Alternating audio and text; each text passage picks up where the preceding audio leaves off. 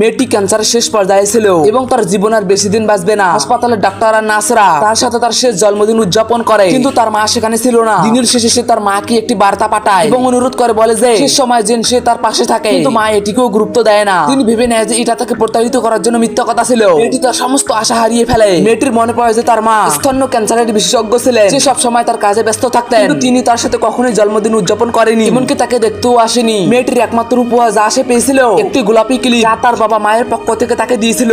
মেয়েটি সবসময় এটিকে যত্ন করে রেখেছিল, কিন্তু এখন তো মেয়েটির কোনো চুলই ছিল না। সে এটাকে লাগাবে কোথায়? যার কারণে সে দুঃখিত হয়ে পড়ে, যার কারণে তখনই তার হার্ট অ্যাটাক হয়। তার ব্যথা এতটাই তীব্র ছিল যে সঙ্গে সঙ্গে সে অজ্ঞান হয়ে যায়। ডাক্তার ও নার্সগুলো সময় মতো তাকে দেখে ফেলে, কিন্তু মেয়েটির জীবন বাঁচাতে পারেনি। মেয়েটির শেষ চিন্তাতেও শুধু তার মায়ের কথাই মনে করতেছিল, যাকে মেয়েটি খুব ভালোবাসতো। কিন্তু তার মা সর্বদা ঔষধ এবং চিকিৎসা নিয়েই ব্যস্ত ছিল। মেয়েটি জানতো যে তার মায়ের স্বপ্ন ছিল মানুষের জীবন বাঁচানোর জন্য চিকিৎসা তৈরি করা। তাই মেয়েটি ডাক্তারদেরকে বলে যে তার শরীর তার মাকে শিক্ষামূলক নমুনা হিসেবে দান করা হয়, যাতে তিনি তার গবেষণা চালিয়ে যেতে পারে। এই মেয়েটির গল্প তো আকাশকেও গলিয়ে দিয়েছে।